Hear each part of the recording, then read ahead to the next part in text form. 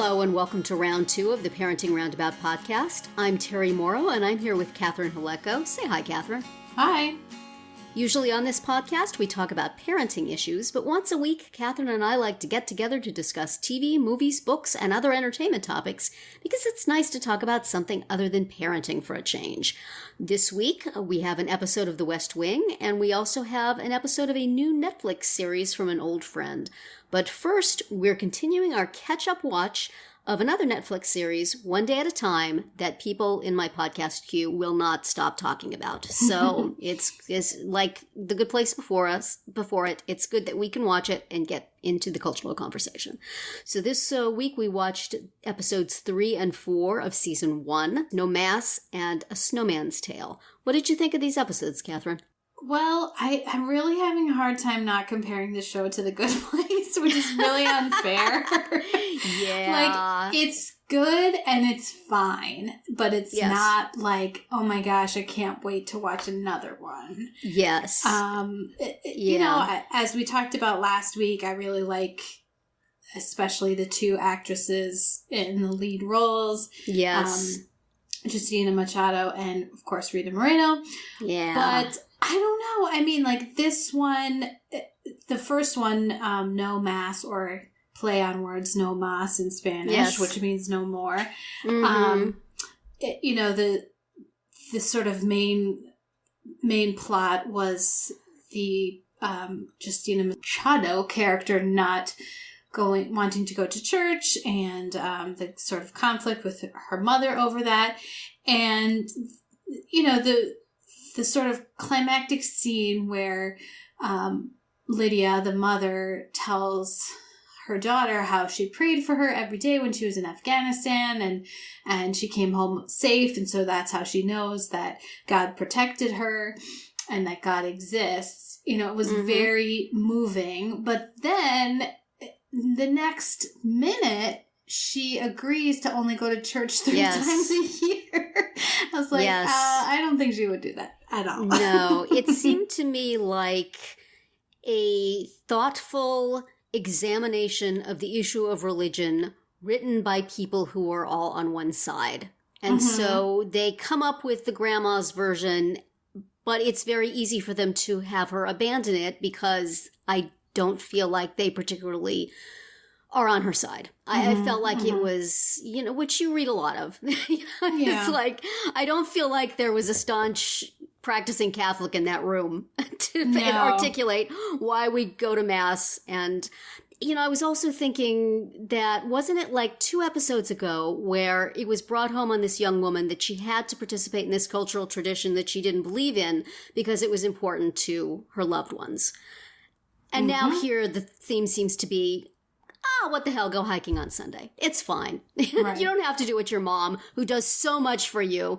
Just because it's important for her doesn't mean it needs to be important for you, which is exactly, I think, kind of the opposite of what they said 2 episodes ago. Right. I may be misremembering it. But, you know, I think that there's certainly a conversation to be had, and this is certainly an issue that goes on in a lot of families, but I didn't feel like this show made it particularly compellingly, and I think that's just because they weren't feeling it themselves. I could be wrong. I could be that, I mean, there's certainly a lot of cafeteria Catholics who could put forth that argument, but, you know, I do think there's something to be said, and I would have liked this to be articulated more, is that if it's important for one member of your family, it's worth doing sometimes, you know, and maybe you go to the Mass and you sneak out after communion like everybody else, and you don't stay for the entire afternoon worth of gossip. Right. That would be the compromise. There was definitely a compromise that could have been made. Yes. We'll go with you because we know it's important to you, and we'll pray in whatever way it's comfortable for us to pray. We'll be bored by a homily because we love you, and then we'll sneak out the back door. But instead, you know, Grandma just says, okay, it's not that important to me, really, it's all right. Yeah, which did not follow. No, I was uncomfortable with the whole thing, really, because I kind of felt like I could see where it was going. But I liked the second one much more, even though, I did want to tell her to shut up a few times, as did all the people she was talking to. It was funny, though. Charming and adorable, and her dialogue was mostly pretty good, and the reactions of the people she was talking to were amusing. And, hey, speechless guy, driving an Uber. Yeah. You got work. Good guy. And Cedric Yarborough, right? Is his name? Yeah, that sounds right. Yeah.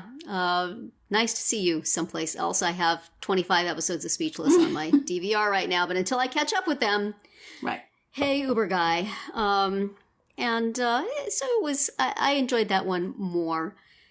But you're right. It's not like the kind of sitcom that makes you think, oh, I can't believe I'm seeing this on TV, or this is really fresh and unusual. This is really making me think about things the way The Good Place does.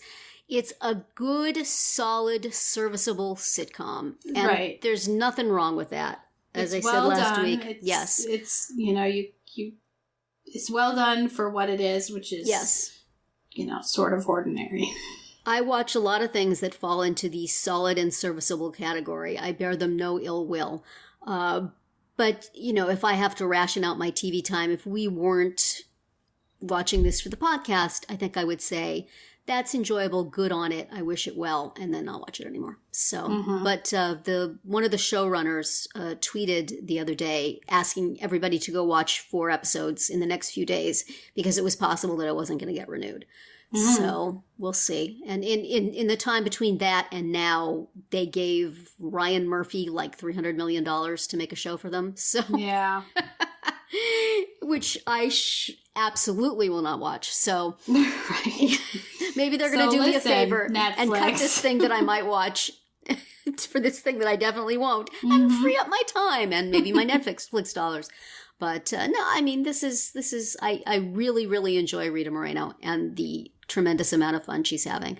She was on an episode of Marc Maron's podcast recently. I just listened to, and was very enjoyable. You might want to go look that up.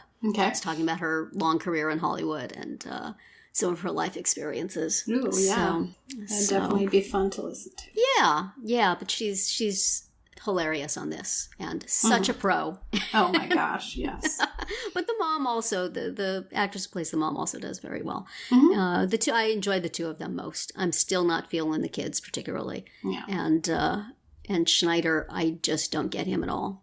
But Stephen Tobolowsky got a little screen time, and also the terrible Office people who I also still can't stand. But I was listening Not much, though. Yeah, I was listening to, spoiler, a podcast about the final episode of season 2, and they mentioned Stephen Tobolowsky being in it. So even if the workplace proximity associates go away, apparently he's still in the picture in the second season. So, good. Yay.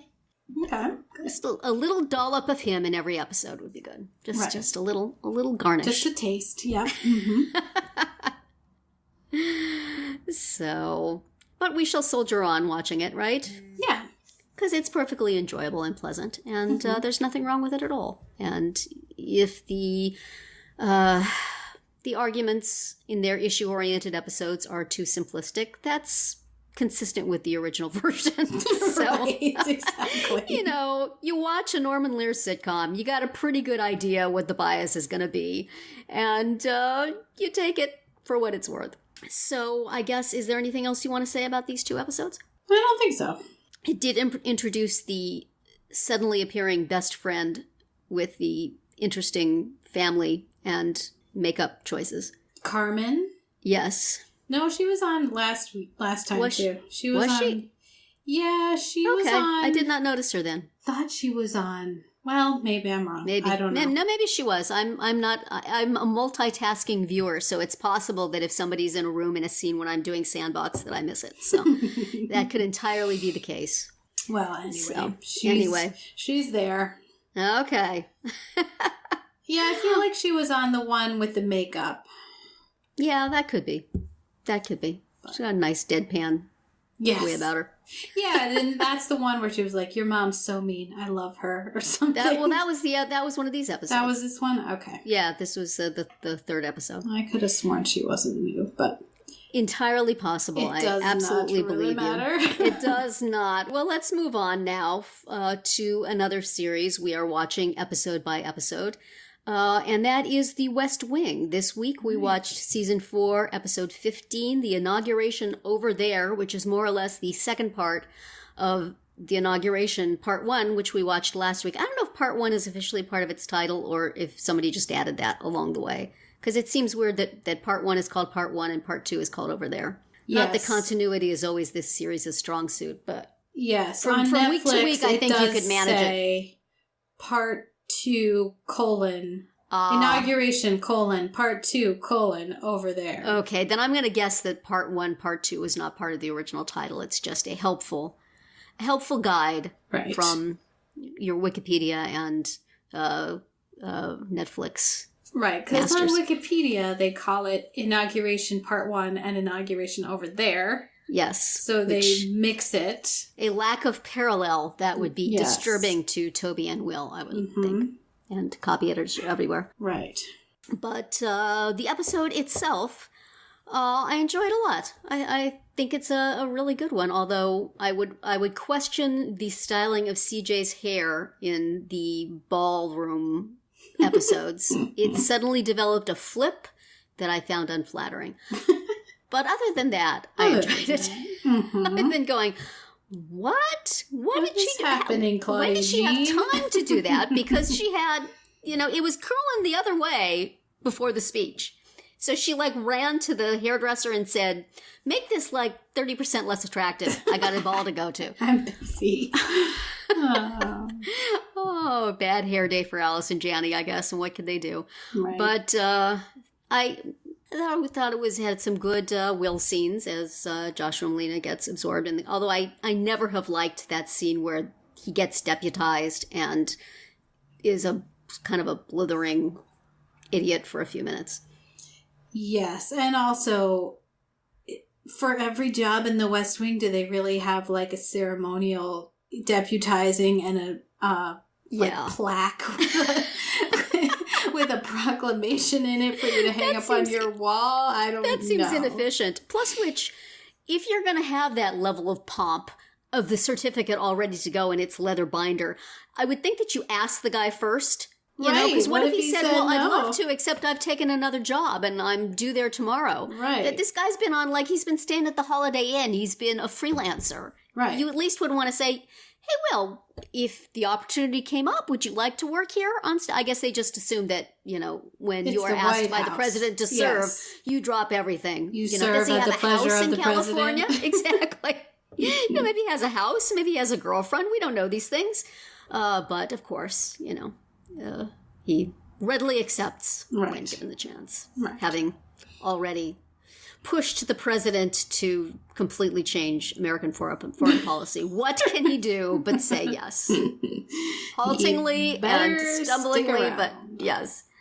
So that's the, the guy playing Sam is leaving the cast. You want his job? Right. Okay, here, we have a nice plaque for you. But we have one more Sam episode next week. Well, I also find it interesting that they have to keep saying, Sam will get a promotion. I guess they're assuming that he's going to lose his election. Well, I guess if they were saying if. Right, but Leo said if, and Toby said kick him upstairs. But then they're talking about him being a senior staff member, which would still be somebody that was on the show, presumably. Mm-hmm. They're not saying let's send him to the State Department where we'll never see him again. Let's send him to wherever Mandy is staffing right now, which is essentially what they do.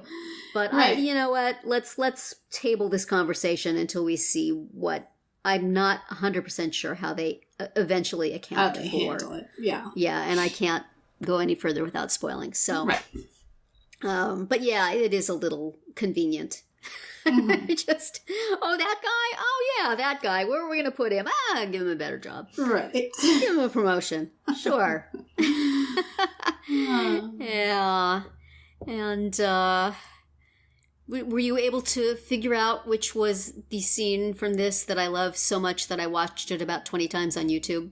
before I got around to watching the whole episode. The snowballs. The snowballs, yes. That just makes me laugh and laugh. And it's not even the Josh Donna of it, although I have to say that if you look it up on YouTube, the only title given to the video of that scene is Josh Donna. Because the people who are going to put that on YouTube are shippers, you know? Yes. And, Josh is so Joshy in that scene. Mm-hmm. Oh my goodness. At the point at which he says, I know what women like, and then he starts yelling for her. Like, you are...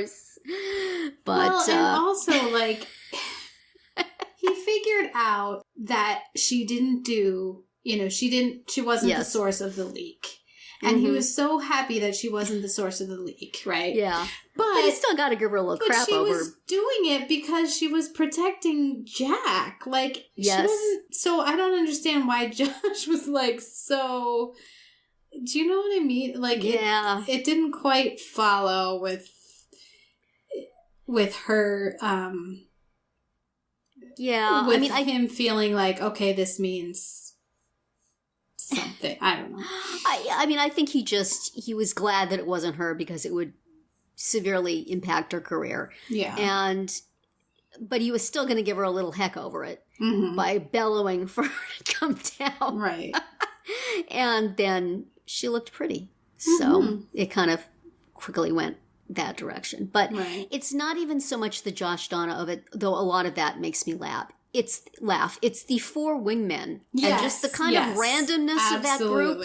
Yes. And the cuteness of them and people relating to each other who you don't necessarily see relate to each other all that often. And Will just kind of being happy to be included in anything. I'm in the club. Exactly. And Toby's got his smart remarks. And Danny is just kind of glad to be hanging out, and Charlie is off on this tangent of like wanting to win back what Zoe. What are you talking about? Which okay, I don't. Mind. We're busy with something. It's just hilarious. Yeah, I just really like, and it seems that part where they start throwing snowballs.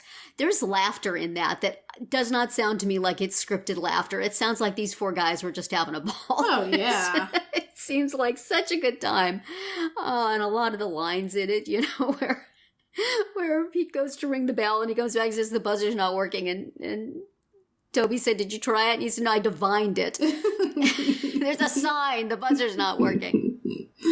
I don't know. It just makes me laugh. I've remembered it all this time as being adorable. Right. And I enjoyed it again. And indeed it was. Even though one could say, after Donna makes this I'll never lie to you again, boss. His follow-up is, you'll have to sit on somebody's lap, which is, a little gross. But, and the Wild Thing later, she has to call him Wild Thing. But you know what? She likes this guy. It's been pretty clear that even Jack Reese notwithstanding, she likes him. So I just found that whole thing hilarious. And yes, it's a lot of fun. And when Charlie realizes what he's up against, and Toby goes, this is what I've been telling you. Oh, Jean-Paul. Oh, John, didn't even show up, and yet he's still causing Charlie all this anguish. Yes. Didn't even see him in the scene or in the episode. Let us also, that's true. Let us also discuss, as often I do in formal events at the West Wing, I would like to be able to bring in the Fug Girls at this point to comment on Abby Bartlet's inauguration outfit that featured an enormous muff that appeared to be made of mink. Mm-hmm. When they're sitting in the car, what the heck is that thing?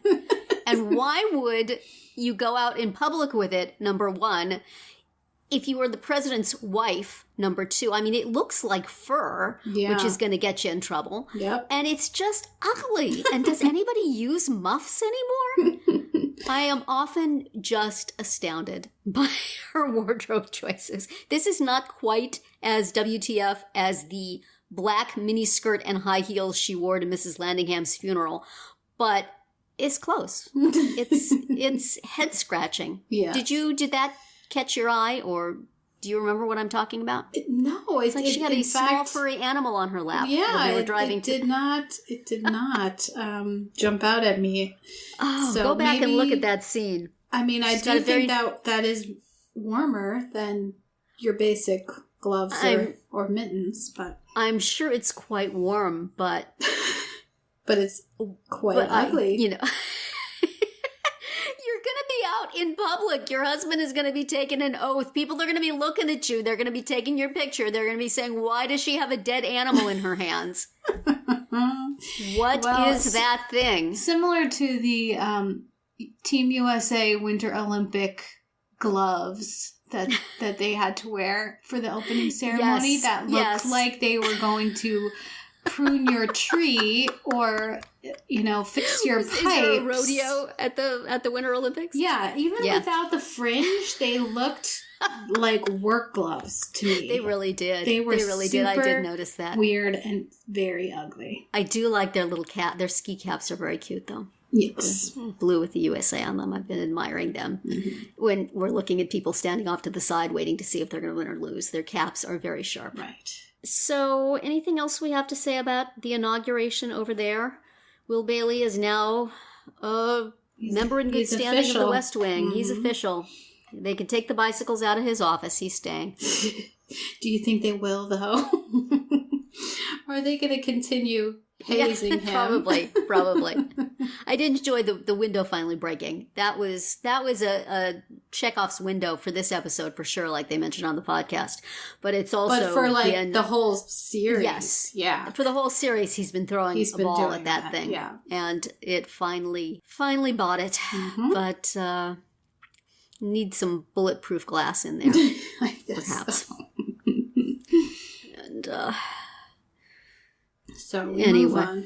So we move on. All right. Well, our final thing that we watched this week was David Letterman's new Netflix series, which is called My Next Guest Needs No Introduction, I think is the entire title of it. Right. And for this episode that we watched, his guest was George Clooney, a guy who knows how to be a charming guest. Oh my goodness. Mm-hmm. He is pretty much there for whatever Dave wants to do, whichever way he's going to take it and turn it.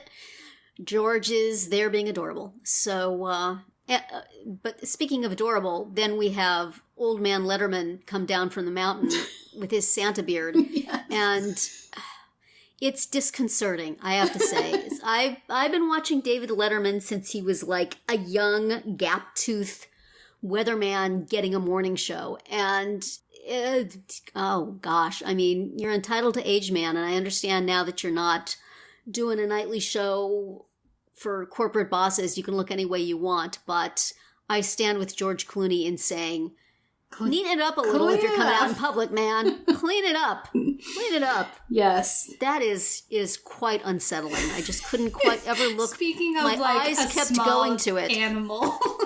Like my gosh, yes. Place. There could be a small animal in that thing and we would never know. Or a whole family of them. Yeah. It is quite a beard, let us just say. If y'all haven't seen pictures of David Letterman lately, go Google it or go on Netflix and watch a little bit of his show, and it is something to see. It's significant, yes. And I appreciate the fact that he does not care that it is unsettling to many of us. You go, Dave. You look however you want. Although I think a woman coming back out of retirement to do a show could not have a similar symbol of age so prominent. So I don't know. That makes me annoyed a little bit. But anyway, I enjoyed the show. It was, George Clooney was very charming and engaging, and he's always a pleasant guy to be watching whatever he's doing. He was a lot of fun. It was interesting seeing his family. I remember his dad.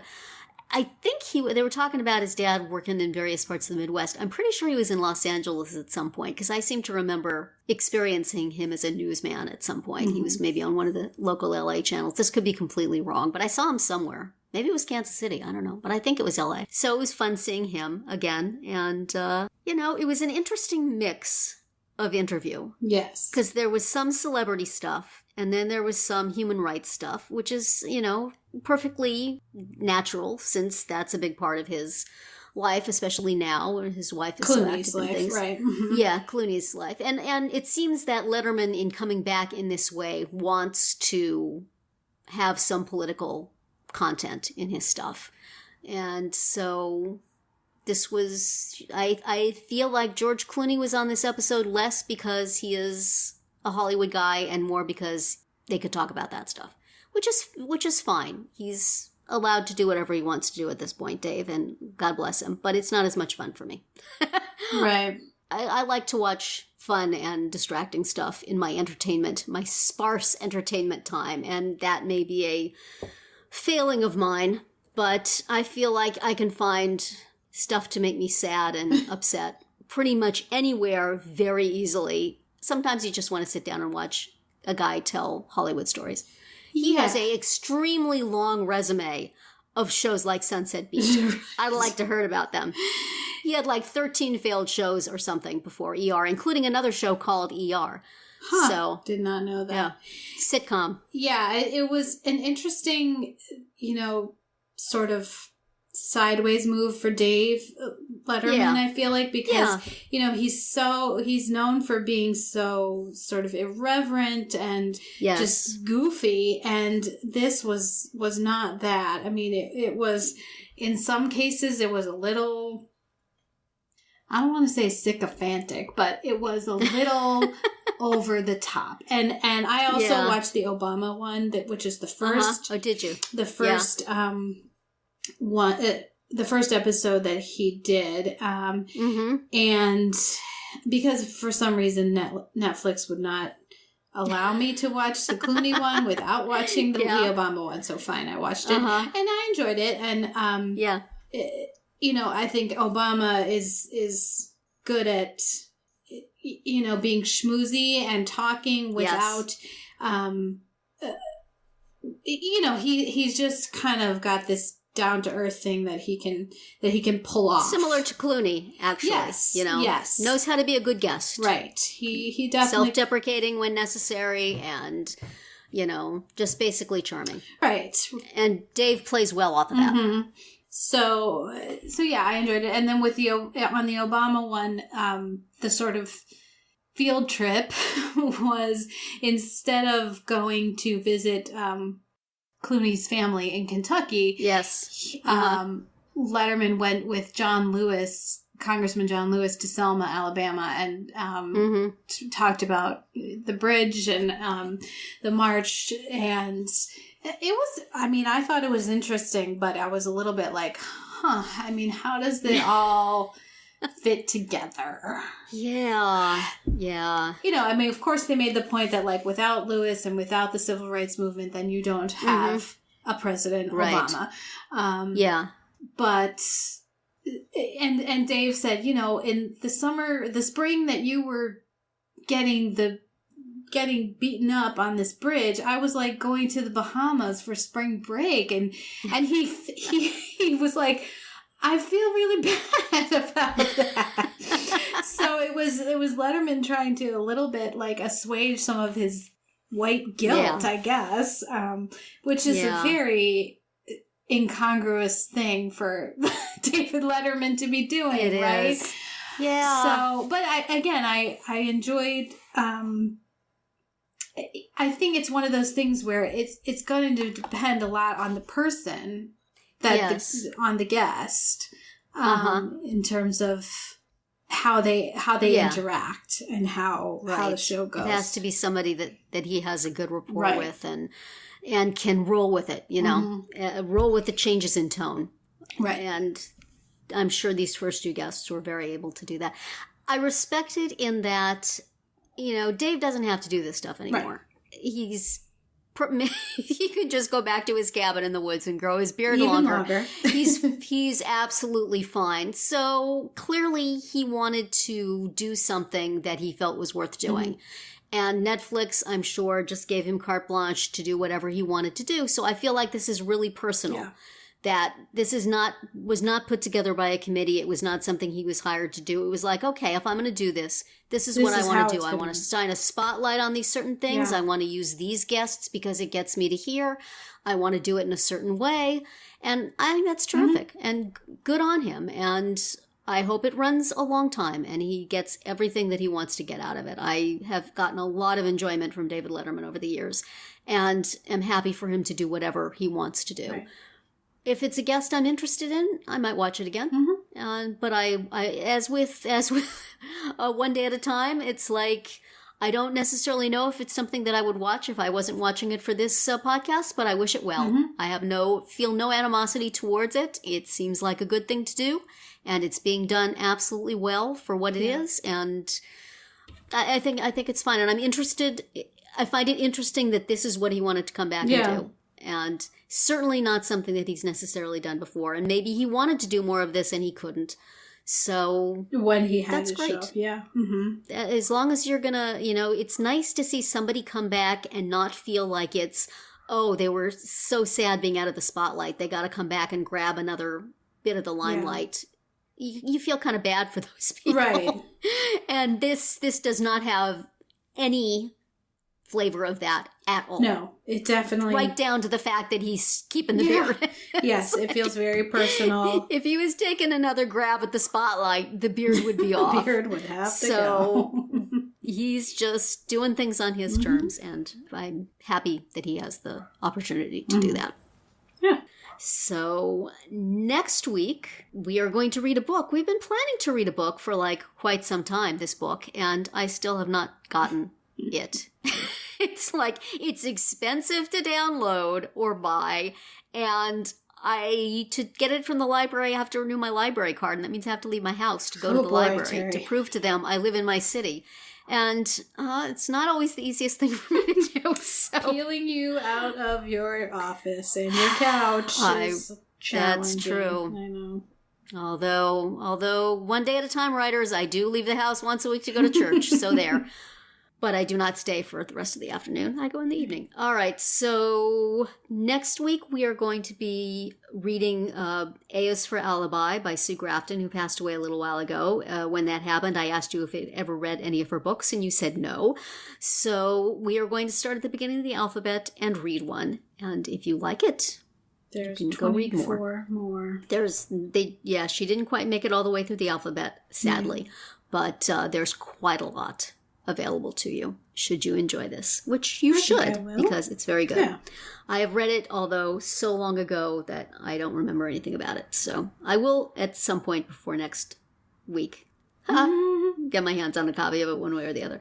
It's like, what's more important to me, staying home or spending $9? So tough call. Make it to the library. It's a tough call. All right. So we will also next week watch the West Wing episode California 47th, which could be subtitled "Meanwhile, Back in Sam's Congressional Campaign." It could be subtitled, "Hey, remember Sam?" That's right. The guy who just lost his job. So yeah, and no. In memory, not one of my favorite episodes. We'll see if we go back, if I like it better. And then we are going to continue watching one day at a time with the episodes, I guess this would be 5 and 6, Strays and the Death of Mrs. Resnick. So that is going to be it for this week's Round 2. Please subscribe to our Parenting Roundabout podcast so you won't miss any of our episodes, including our daily speed rounds and weekly group chats. As always, you can find recaps, links, and an opportunity to comment on our website at parentingroundabout.com. And if you're looking for a good way to listen to podcasts, if you want to check out the Radio Public app, if you listen to our podcast on there and don't mind listening to a little ad at the beginning, we get a little money for what we're doing here, and we would very much appreciate it. Yes. And that's it for this week. Goodbye, Catherine. Bye, Terry. Goodbye, everybody.